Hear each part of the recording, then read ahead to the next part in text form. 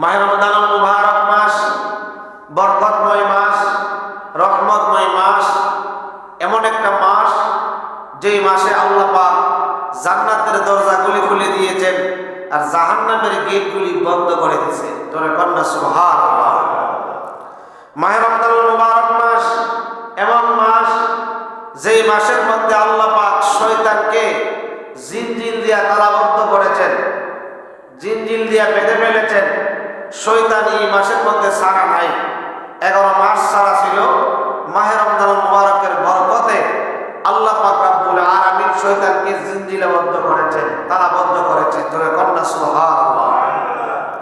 মাহে রমজান মুবারক মাস এমন একটা মাস যে মাসটা হচ্ছে তাকওয়া অর্জন করার মাস।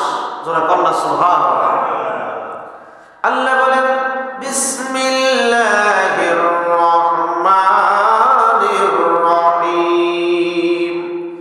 ইয়া আইয়ুহাল্লাযীনা আমানু কুতিবা আলাইকুমুস সিয়ামু কামা কুতিবা আলাল্লাযীনা মিন ক্বাবলিকুম লাআল্লাকুম তাত্তাকুন। আল্লাহ বলেন ইয়া আইয়ুহাল্লাযীনা আমানু, হে ঈমানদারেরা। আল্লাহ পাক এখানে ইয়া আইয়ুহান নাস বলে নাই, ইয়া আইয়ুহাল মুসলিমুন বলে নাই, ইয়া আইয়ুহাল্লাযীনা আমানু বলেছেন হে ঈমানদারেরা।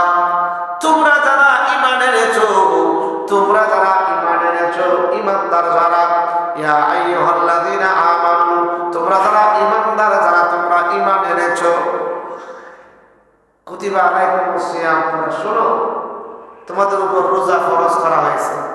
রোজা কাদের উপর ফরজ? ঈমানদারদের উপর ফরজ। কাদের উপর ফরজ? ঈমানদারদের উপর ফরজ। কুতিবা আলাইকুমুস সিয়ামু কামা কুতিবা আলাল্লাযীনা মিন ক্বাবলিকুম, যেমন ভাবে ফরজ করা হয়েছিল পূর্ববর্তী মানুষদের উপর। কুতিবা আলাইকুমুস সিয়াম কামা কুতিবা আলাল্লাযীনা মিন ক্বাবলিকুম, কেন ফরজ করা হয়েছে?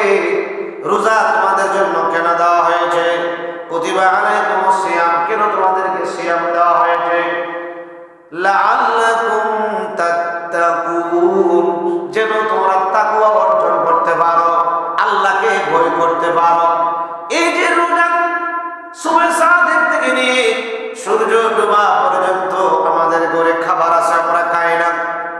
আমাদের ঘরে হালাল স্ত্রী আছে, আমরা তাদের কাছে যাই না। এই যে একমাত্র ভয় কারে করি? আল্লাহকে ভয় করি। অন্য ইবাদতের মধ্যে আপনার মানুষের ভয়ে, মানুষকে দেখানোর জন্য ইবাদত আছে, করা যায়, কিন্তু রোজার বেলা কোনো মানুষ আপনাকে আল্লাহকে ভয় না করে, এমন ভাবে আল্লাহকে ভয় না করে রোজা রাখবে না, কারণ রোজাটাই আল্লাহর ভয়। জোরে কন্যা সুবহানাল্লাহ। মানুষকে দেখবার জন্য না খেয়ে কেউ থাকতো না, দরজা লাগায় খেয়ে নেবে। শাস্ত্রের মধ্যে পর্দা লাগায় খেয়ে ফেলবে। মানুষ তো পর্দা লাগালে দেখতো না, মানুষ তো ঘরের দরজা লাগালে দেখতো না, দেখবো? এই জন্য মানুষের ভয়ে কেউ রোজা রাখে না। যারা রোজা রাখে একমাত্র আল্লাহর ভয়ে। কার ভয়ে? আল্লাহ কইলা আল্লাকুম তাত্তাকুন, তোমরা যেন তাকওয়া অর্জন করতে পারো, তাকওয়া অর্জন করতে পারো। তাকওয়া কি? আল্লাহর ভয়। আল্লাহর ভয় আমরা কেমন ভাবে রোজার মাধ্যমে আমরা গ্রহণ করে দেখেন। সারাদিন 12-13 ঘন্টা সিয়াম সাধনা করার পরে আমাদের ঘরে যথেষ্ট পরিমাণ খাবার ছিল, আমাদের ঘরে পানীয় ছিল, আমাদের ঘরে হালাল স্ত্রী ছিল, কিন্তু আমরা তাদের কাছে যাই না। খাবার আমরা গ্রহণ করি না, পানীয় আমরা গ্রহণ করি না। সারাদিন রোজা রাখার পরে যখন আমাদের কাছে বিভিন্ন রকমের আইটেমের ইফতারি, বিভিন্ন ফল ফলাদি, বিভিন্ন ধরনের খাবার, আল্লাহ পাক রব্বুল আলামিন ডেকে ডেকে বলবে, হে আমার ফেরেশতারা, ও আমার ফেরেশতারা, আমার বান্দা তো 12-13 ঘন্টা ধরে কোনো খাবার নাই, পানিও গ্রহণ করে নাই, তার পেটের খিদায় চৌচির হয়ে যাচ্ছে, পানির পিপাসায় মনে হয় মনটার মধ্যে বড় পিপাসা লাগছে, কিন্তু সামনে এত পানি তারা খায় না কেন? সামনে এত ফল ফলাদি তারা খায় না কেন? ফেরেশতারা বলবে, আল্লাহ তারা আপনাকে ভয় করে। কারে বই করে? এ ফেরেশতারা, তোমরা বলতেছো এরা আমি আল্লাহকে বই করে, এরা কি আমি আল্লাহরে দেখছে? না। এরা কি আমার জাহান্নাম দেখছে? না। এরা কি আমার জান্নাত দেখছে? না। এরা কি আমার জান্নাতের নাজ নিয়ামত দেখছে? না। ও ফেরেশতারা, যেই বান্দারা আমি আল্লাহরে দেখে নাই, আমি আল্লাহর জান্নাত দেখে নাই, আমি আল্লাহর জাহান্নাম দেখে নাই, আমি আল্লাহর নাজ নিয়ামত দেখে নাই, না দেখ আমি আল্লাহকে এত ভয় করছে, এত ভয় করছে। এ ফেরেশতারা সাক্ষী থাকো, ও ফেরেশতারা সাক্ষী থাকো।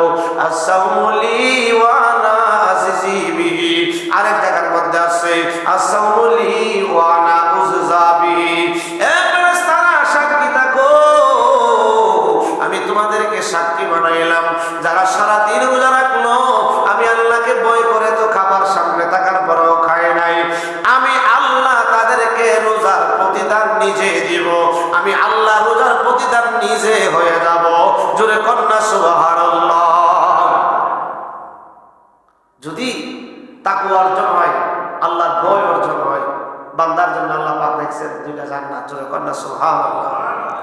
এই ফেরেশতারা, এই আমার ফেরেশতারা, আমার বান্দারা, আমি আল্লাহকে ভয় করেছে, আমি আল্লাহকে ভয় করে তারা খাবার খায় নাই, আমি আল্লাহকে ভয় করে তারা পানীয় গ্রহণ করে নাই, আমি আল্লাহকে ভয় করে তাদের সামনে সুস্বাদু ফল ফলাদি আছে, এরপরও খায় নাই, অপেক্ষা করতেছে ইফতারের টাইম হবে তারপরে খাবে।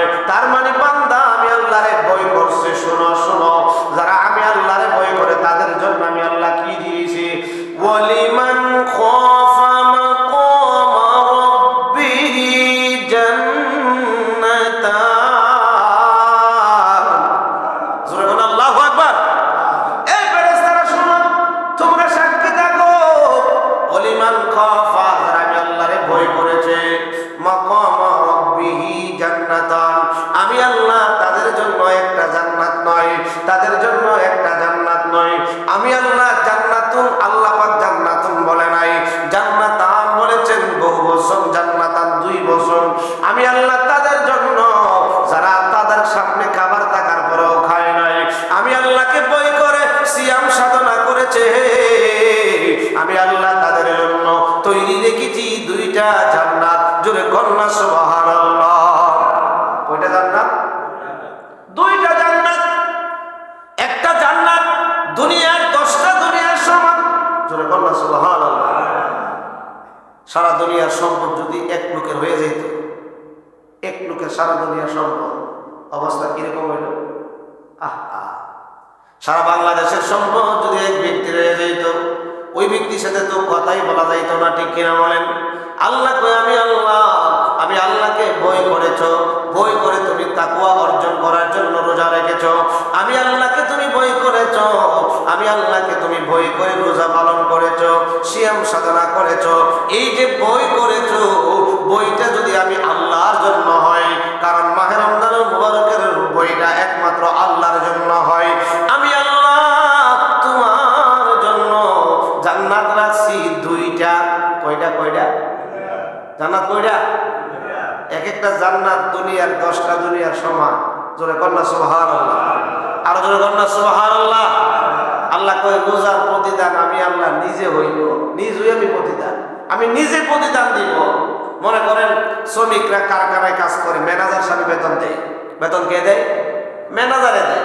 যার যার বেতন নির্দিষ্ট আছে, কেউ এত, কেউ এত, কেউ এত, শ্রেণী বেঁধে অবস্থান বেঁধে তাদের বেতন দেয়।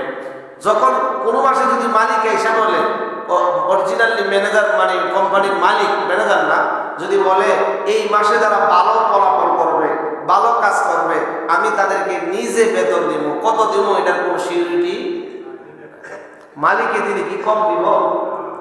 মালিক দিবে।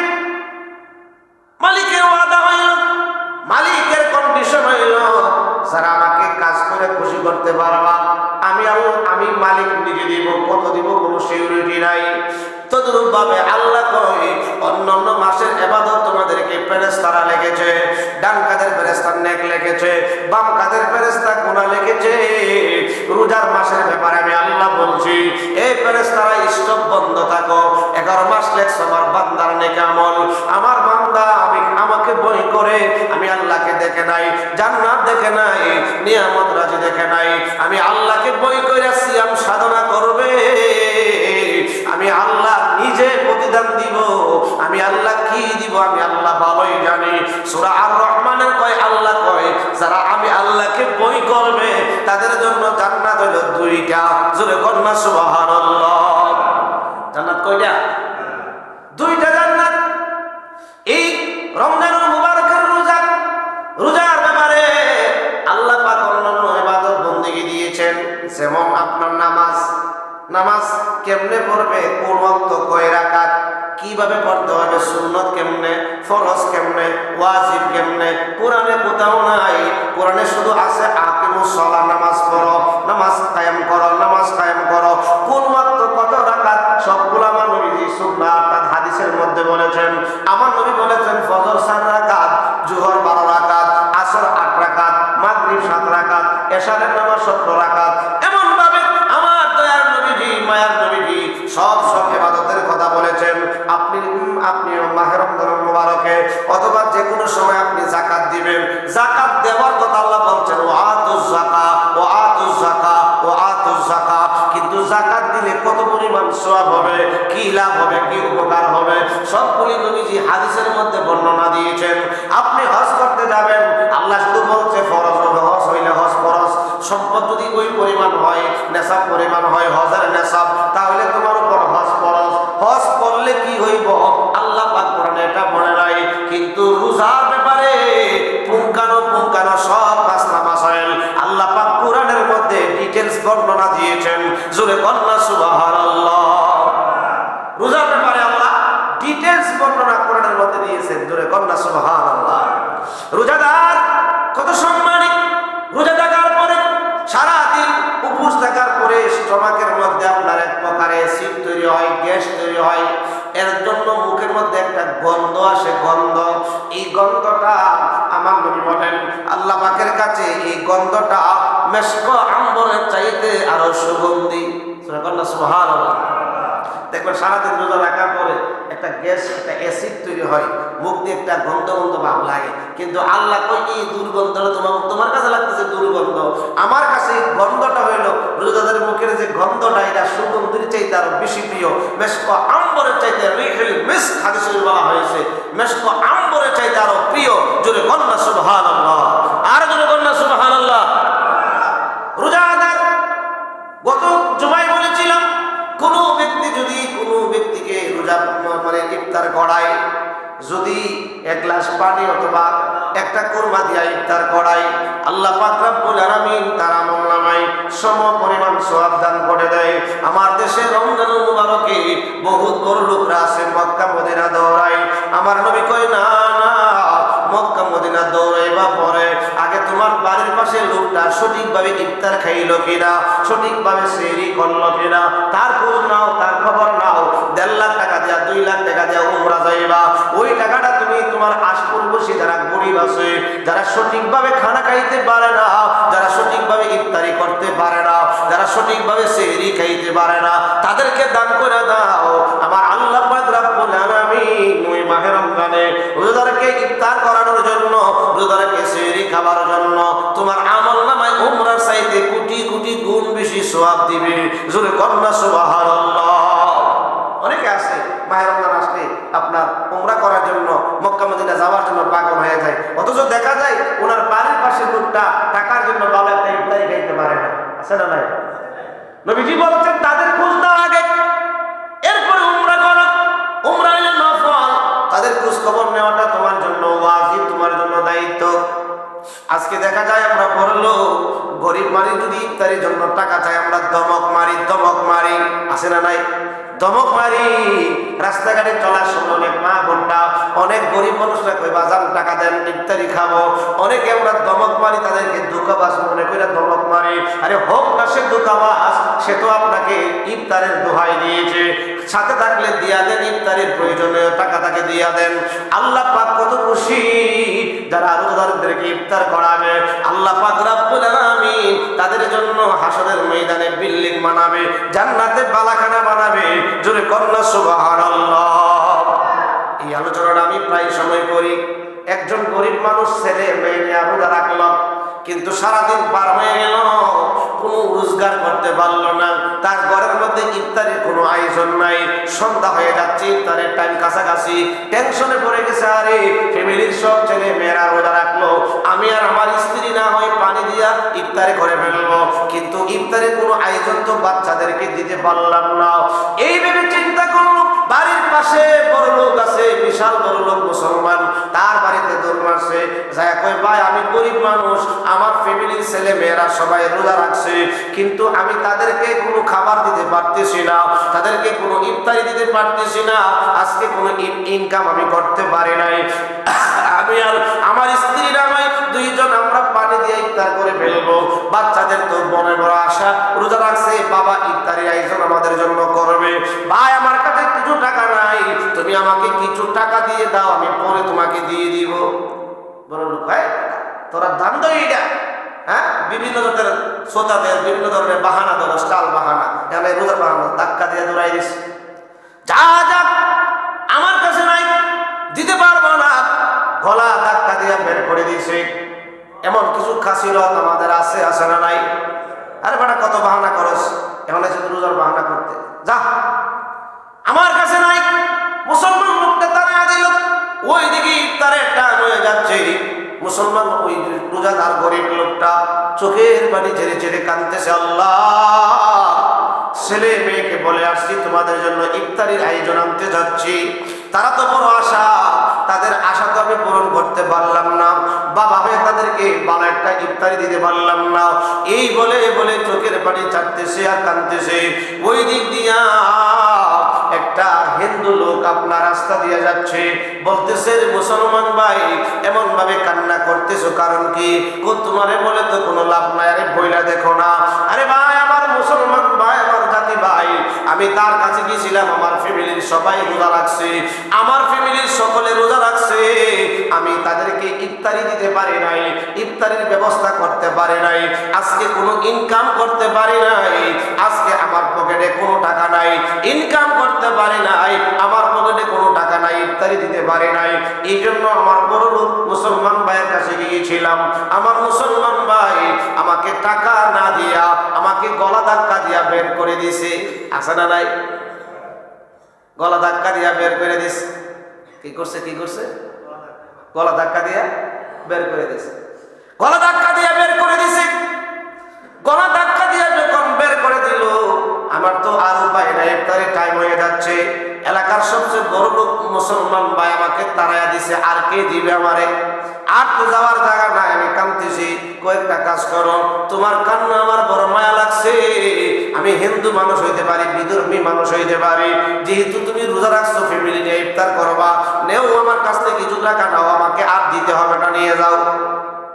মুসলমান লোক কই, হিন্দু লোকের টাকা নিয়ে ইফতার করতাম, যাক এখন তোমার উপায় নাই, প্রয়োজনে বলতেছে ভাই আমি তোমার টাকা তোমারে দিয়া দিব। জোরে কন্যা সুবহানাল্লাহ, আরো জোরে কন্যা সুবহানাল্লাহ। আমি তোমার টাকা তোমাকে দিয়ে দিব, তোমার টাকা আমি তোমাকে দিয়ে দিব। এই বলে হিন্দু লোকটার কাছ থেকে টাকা নিয়ে চলে গেলেন। মুসলমান লোকটা বাড়িতে যাইয়া ছেলে মেয়েদেরকে নিয়ে ইফতারি করবে, ইফতার সামনে নিয়ে বসে কোন দোয়া করবে? কি করবে? আমরা ইফতারের সামনে দোয়া করি না? দোয়া করবে। আরে হিন্দু লোক তার লাগে আমি কি দোয়াটাই করতাম, টেনশনে পড়ে গেছে, আরে কি দোয়াই করবো, ইফতারি তো তার খাবো, তার জন্য তো আমার একটা দোয়া করা দরকার, কিছু একটা তো বলা দরকার। তার ভিতরে হঠাৎ করে চিন্তা আসলো, সে যদিও বিধর্মী মানুষ, তার জন্য আমি দোয়া করতে পারি না, তবে এটা করতে পারি, আল্লাহ যেন তার সিনার মধ্যে হেদায়েতের নূর দিয়া দেয়। জোরে কন্যা সুবহানাল্লাহ। এবার ওই লোকটা দোয়া করলো, ছেলে মেয়েদেরকে নিয়ে, বিবিকে নিয়ে ইফতারি খাওয়ার পূর্বে বলতেছে, রে আমার এমন লোক আমার ইফতারি দিছে, দোয়া করো, আল্লাহ যদিও লোকটা বিধর্মীতে এত মায়া করছে, তো দয়া করছে, আল্লাহ তুমি তারে হেদায়েতের নূর দান করো। জোরে কন্যা সুবহানাল্লাহ। তার সিনার মধ্যে ইসলামের নূর দান করো, তার সিনার মধ্যে হেদায়েতের নূর দান করো। ওইসব লোকের দোয়া করলে আল্লাহর দরবারে দোয়া কবুল, ইফতারি টাইমে দোয়া করলে আল্লাহর দরবারে দোয়া কবুল। জোরে কন্যা সুবহানাল্লাহ। ইফতারি টাইমে দোয়া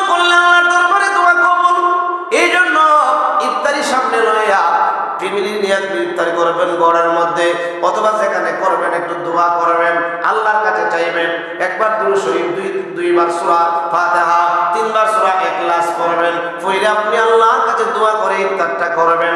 যা চাইবেন আল্লাহ পাক আপনাকে তা দিয়ে দেবে। জোরে কন্যা সুবহানাল্লাহ। দোয়া করবেন, দোয়া। এবার মুসলমান লোকটা ছেলে মেয়েদেরকে নিয়ে দোয়া করলো, আল্লাহ লোকটাকে হেদায়েতের নূর দিয়া দাও।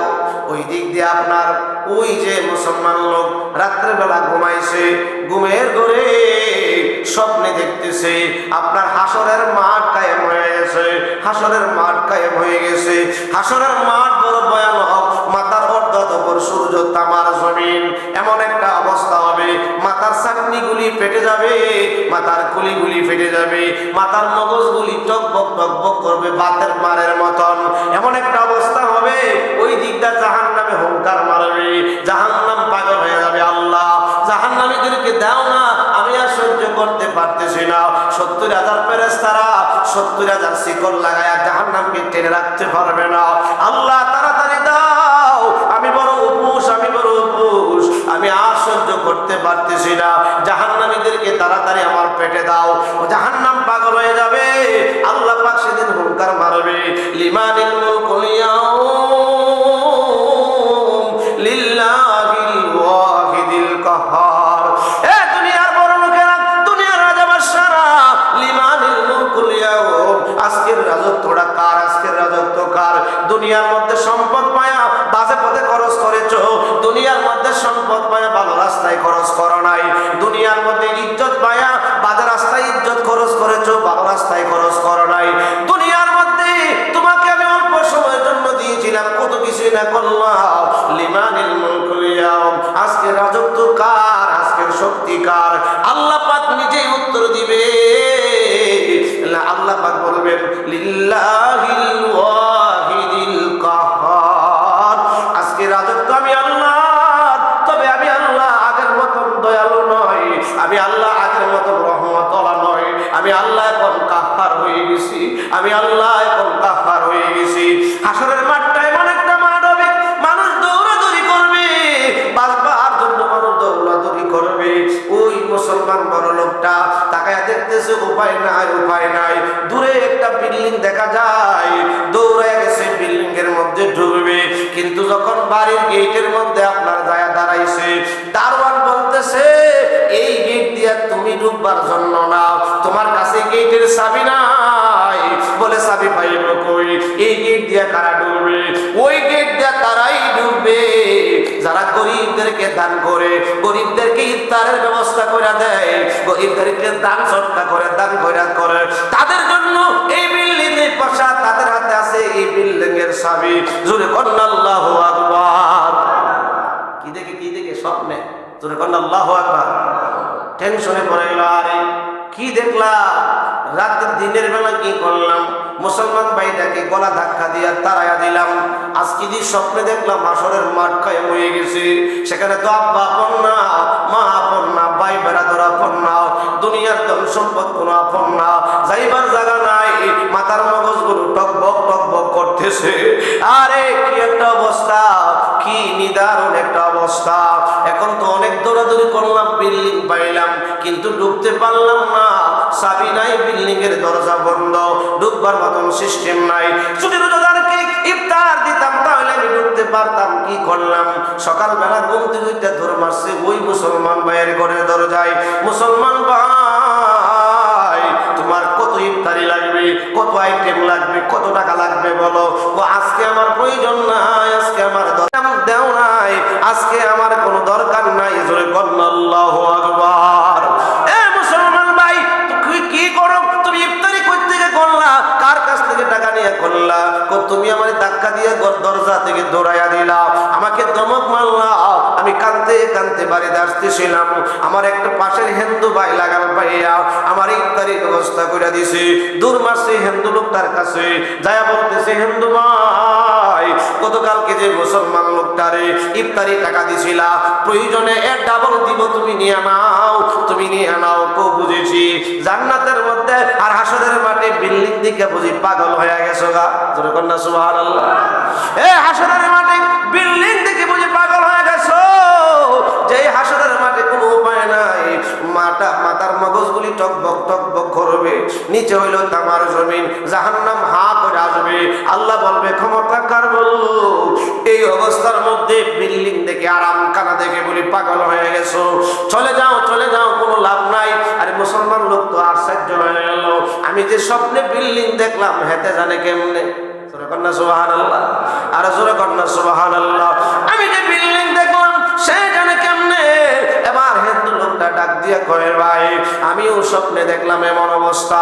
আমি দেখতেছি আমি যখন রাত্রে বেলা ঘুমাইলাম, দয়ার নবী মায়ার নবী রহমাতুল লিল আলামিন আমার ঘরে আসছে, আইসা করে এ হিন্দু লোক মুসলমান লোকরে তুই সম্পদ দান করেছিস, অর্থ দিয়েছিস, ইফতারি ব্যবস্থা করে দিয়েছিস, জানোস তোর জন্য হাসরের মাঠে একটা বালাখানা তৈরি হয়ে গেছে, বিল্ডিং তৈরি হয়ে গেছে। ওই বিল্ডিং এ ঢুকতে হইলে ঈমান আনতে হবে, আর দেরি করিও না। ওই যে মুসলমান লোকের দোয়া আর আল্লাহ রাস্তায় দান করেছে, গরিব মানুষকে ইফতারের ব্যবস্থা করে দিয়েছে, এলাকার গরিবদেরকে ইফতারের ব্যবস্থা করে দিয়েছে।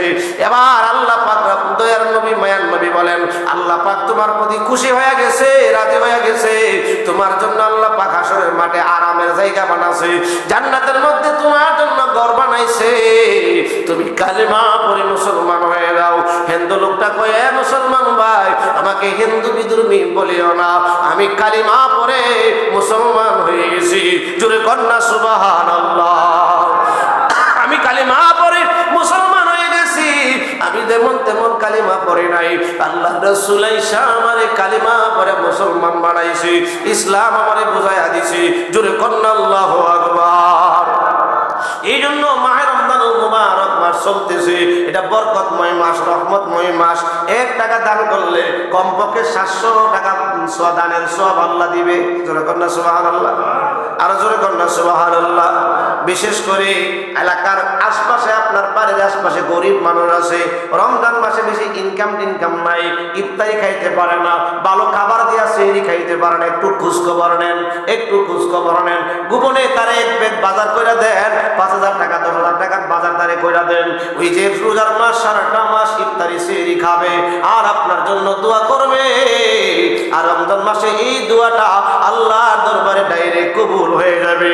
জোরে কন্যা সুবহানাল্লাহ। এই মুসলমান বাবা মায়েরা, মক্কা মদিনা দৌড়াবেন তো ভালো কথা, দৌড়াবেন কিন্তু না, আগে আপনার আশপাশে বাড়ি ঘরের খোঁজ খবর নেন। কেউ নি অনাহার আছে, কেউ নি খাবার না খায়া থাকে, কেউ নি কষ্টে আছে, কেউ নি ঋণের বোঝা লইয়া বড় কষ্টের মধ্যে চলতেছে, তাদের খোঁজ খবর আগে নেন, এরপরে মক্কা মদিনা পরে যান। জোরে কন্যা সুবহানাল্লাহ। এই জন্য মাহে রমজানুল মুবারক মাস, এটা দান করাতের মাস, রহমতের মাস, এটা মাগফিরাতের মাস, ক্ষমার মাস। জোরে কন্যা সুবহানাল্লাহ। এটা ক্ষমার মাস। আল্লাহ পাক এই মাহে রমজানুল মুবারকের সম্পূর্ণ বিধান আল্লাহ কোরআনে দিয়েছে। রোজা ভাঙলে কি করতে হবে, ভাঙলে এটার জন্য যদি হাদিস শরীফের নবীজি এক জায়গায় বলেছেন আপনি মরার আগ পর্যন্ত রোজা রাখেন, একটা রোজার কাজার কাফারা হবে। যদিও একটা লিমিট আমরা বলে থাকি, কিন্তু আমার নবীজি এক হাদিসের মধ্যে বলেছেন মরণের আগ পর্যন্ত রোজা রাখলেও এটার কাফারা হবে। কেউ যদি ইচ্ছা করে রোজা ছাইড়া দেয়, কেউ যদি ইচ্ছা করে রোজা ছাইড়া দেয়, কোনো ওজর নাই।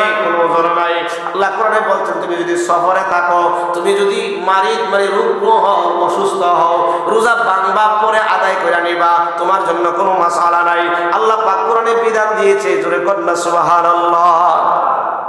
আল্লাহ পাক কোরআনে সম্পূর্ণ কিছু বলে দিয়ে গেছেন। সূরা বাকারার মধ্যে সব কিছু আপনার 185 থেকে মনে হয় 90 আয়াত পর্যন্ত এখানে অনেকগুলা ডিটেলস বর্ণনা রোজা দিয়েছেন। জোরে কন্যা সুবহানাল্লাহ। আগে আপনার রোজার মাসে আপনার স্ত্রীর কাছে পুরুষরা যাইতে পারতো মাগরিব থেকে ইফতার থেকে নিয়ে আসা পর্যন্ত। নবীজি জামানায় এমন ছিল মাগরিব থেকে নিয়ে আসা পর্যন্ত। এরপরে স্ত্রীর কাছে যাওয়া নিষেধ। এশারের পর থেকে, অর্থাৎ তারাবির পর থেকে, এশারের পর থেকে নিয়ে ওই পরের দিন মাগরিব পর্যন্ত যাওয়া নিষেধ। একদিন হযরতে উমর রাদিয়াল্লাহু তাআলা আপনার কি করলেন, ওই যে নবীজি নিষেধ দিয়েছেন এশারের পরে উমর রাদিয়াল্লাহু স্ত্রীর সাথে মিলিত হয়েছে, স্ত্রীর কাছে চলে গেছে। জোরে কন্যা সুবহানাল্লাহ, আর জোরে কন্যা সুবহানাল্লাহ। আরে উমর যে উমর তরোয়ার নিয়ে আসছিল নবীর কল্যাণ নেওয়ার জন্য, যে উমরের কারণে আল্লাহ পাক 21 জায়গার মধ্যে আয়াত নাযিল করে বিধান দিয়েছে। জোরে কন্যা সুবহানাল্লাহ। কোন উমর? যে উমর নবীর জন্য নিজের জীবন জৈবন বিলীন করে দিয়েছে। নবীজি বলছেন জান্নাতি, এরপরও কানতে কানতে সব সময় ঝারঝার থাকতেন। জোরে কন্যা আল্লাহু আকবার। মিস্টেক তো হয়ে গেছে, গাড়ি তো ফেল করে ফেলেছে, ব্রেক ফেল। এবার নবীর দরবারে দৌড়ায় গেছে, ইয়া রাসূলুল্লাহ, ইয়া হাবিবাল্লাহ, আপনি তো নিষেধ করেছেন এশারের নামাজের পর থেকে যেন পরের দিন মাগরিব পর্যন্ত স্ত্রীর কাছে না যাই। আমি তো চলে গেছি হুজুর, এখন আমার বিধান কি হবে? আল্লাহ পাক সঙ্গে সঙ্গে কোরআনের মধ্যে বিধান নাযিল করে দিয়েছে। ও আমার বন্ধু, উমর ব্রেক ফেল করেছে, অসুবিধা নাই। এখন থেকে আমি উমরকে ধমক দিব না, উমরকে আমি মন্দ বলবো না। উমরের কারণে কিয়ামত পর্যন্ত পৃথিবীতে এই আইন এখন থেকে চালু হয়ে যাবে। মাগরিব থেকে নিয়া সুবে সাদের আগে হওয়ার আগ পর্যন্ত পুরুষরা স্ত্রীর কাছে যাইতে পারবে। আমি আল্লাহ বিধান চালু করে দিলাম। জোরে কন্যা সুবহানাল্লাহ। উমরের কাজটাকে আমি আল্লাহ পছন্দ করে নিয়েছি, আমার উমর কইরা লাইছে, আমি বিধানটা কিয়ামত পর্যন্ত চালু করে দিলাম। জোরে কন্যা সুবহানাল্লাহ। আর জোরে কন্যা সুবহানাল্লাহ। আল্লাহ পাক কোরআনে বলে দিয়েছেন, আপনি রোজা রাখছেন, রোজা রাখার পরে যদি আপনারা মনে করেন এই স্বপ্ন দোষ হয় না, রোজা রাখার পরে রোজা রাখছেন, শুভে সাদিক চলে গেছে, এখন যদি আপনার স্বপ্ন দোষ হয় তো রোজা তো আর ভাঙবে না। রোজা কি ভাঙবে? স্বপ্ন দোষ, এটা তো আপনি নিজের ইচ্ছাই করেন না, স্বপ্ন দোষ হয়েছে। আল্লাহ পাক কোরআনের মধ্যে আল্লাহ পাক সুন্দরভাবে বলে দিয়ে গেছেন, আমরা যদি স্বপ্ন দোষ হয়, গোসল ফরজ হয়। গোসল কি হয়? ফরজ হয়। গোসল ফরজ। গোসলের যদি ফরজ হয় তাহলে গোসল করতে গেলে গোসলের ফরজ কয়টি? হ্যাঁ, একজনের 60টা। কয়টা? 3টা। কয়টা? 1 নম্বরে শুধু কুলি করা নাকি ঘর করা সহিত? ঘর করা সহিত কুলি করা। 2 নম্বরে নাকের নরম জায়গা পর্যন্ত পানি পৌঁছানো। 3 নম্বরে সমস্ত শরীর দৌত করা, একটা চুল পরিমাণ জায়গা যেন বাকি না থাকে। এখন আপনার স্বপ্ন দোষ হয়ে গেছে, আপনি গোসল করবেন, এখন কি রোজার মাস গড় করা সহিত কুলি করণ যাইবনি? শুধু কুলি করতে পারবেন, গড় করা সহিত কুলি করা যাবে? নাকের নরম জায়গার মধ্যে পানি পৌঁছাইতে পারবেননি। আল্লাহ পাক কত সহজ করে দিয়েছেন, এই তুমি শুধু কুলি করে নাও, নাকের মধ্যে পানি দেওয়ার দরকার নাই, গড় করা দরকার নাই। তো হুজুর এটা তো রয়ে গেল, ফরজ গোসল তো আর ঠিকভাবে হইল না, ফরজ গোসলের ফরজ তো আদায় হইল না। আমার নবী কয় আল্লাহ পাক বিধান দিয়েছে, ইফতার করার পরে তুমি গড় করে নাও, নাকের নরম জায়গায় পানি পৌঁছায়া দাও, তোমারটা আদায় হয়ে যাবে। জোরে কন্যা সুবহানাল্লাহ।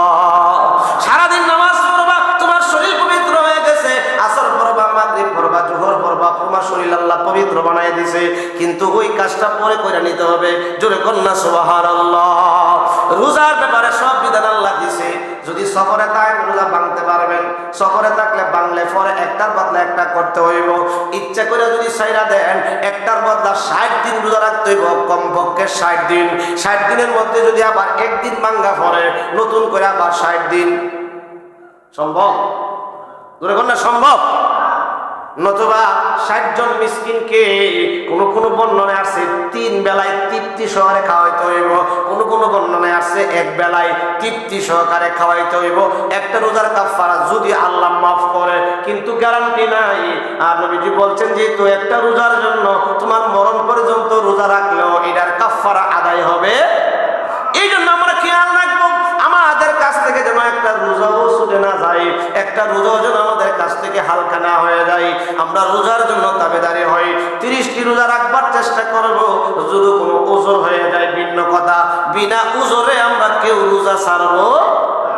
যারা অসুস্থ মারিদ, এমন মারিদ আর সুস্থতা হওয়ার আশঙ্কা নাই, তারা যদি রোজা আর সুস্থ হইতে রোজা রাখবে এমন কোনো আশঙ্কা করা যায় না, তাদের জন্য আপনার রোজা না রাখলে ফিদিয়ার ব্যবস্থা আছে ইসলামে। কি ফিদিয়া। একটা রোজার জন্য একটা ফিদিয়া।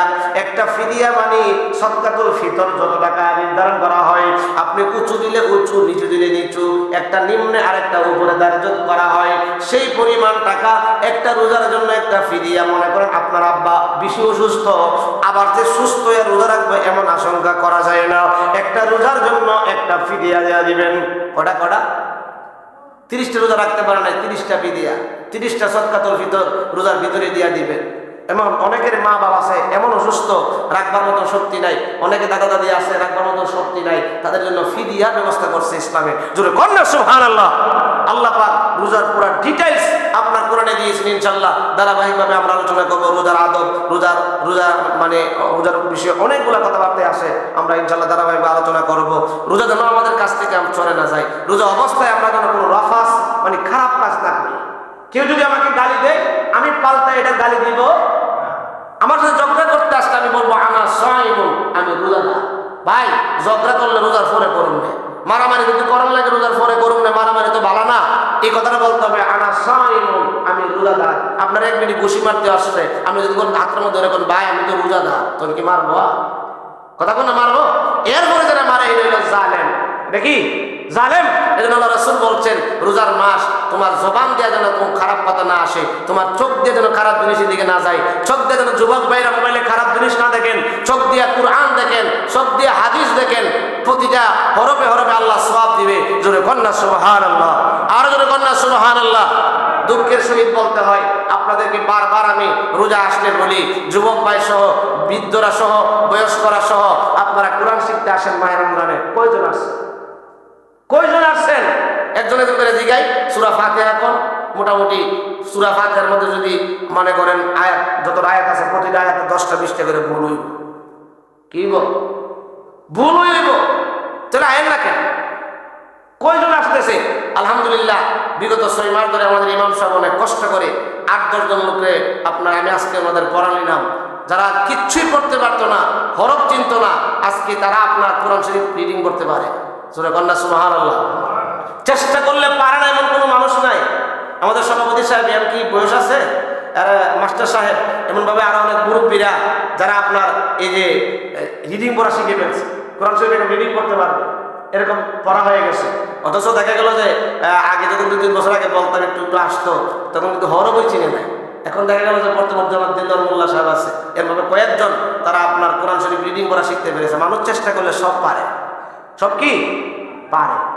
এই যে আপনি মুসলমান, কোরআন শরীফটা শিক্ষা গেলেন না, আপনার গ্রন্থ কোরআন, আপনার কোরআন হইল আপনার মূল। কোরআন আপনার সাথে কবরে থাকবে, হাসরে থাকবে, ফুলছড়িতে থাকবে। কোরআনটারে আপনি শিখলেন না, বুঝলেন না, কোরআনটা আপনি জানলেন না, আপনি কোন ধরনের মুসলমান? বারবার বলি, কয়জন লোক আসলেন? কয়জন আসলেন? এই জন্য প্রত্যেকদিন ফজরের নামাজের পর মসজিদের মধ্যে আপনার কোরআন শরীফ শিক্ষা দেওয়া হয়। হুজুরে দেয় 1 ভাগে, আমি দেই 1 ভাগে। আপনারা থাকেন, যে আপনাদের ভালোর জন্য বলে, আপনাদের ভালোর জন্য বলে, আমরা কোনো লাভ নাই। আমার এনে কি দরকার লেগে গেছে ফজরের নামাজের পরে কষ্ট করে আপনার 1 ঘন্টা বা 40 মিনিট, আধা ঘন্টা সময় দিতাম, আমি ঘুমাইলে আরাম হতো, ঠিক না বলেন? কিন্তু এটা আমার দায়িত্বের মধ্যে পড়ে। আমি মনে করি আমার মুসল্লি যদি কোরআন পড়তে না জানে, হাসরের ময়দানে আবার আল্লাহ একটু জিজ্ঞাসা করবো, শিখলো না কেন?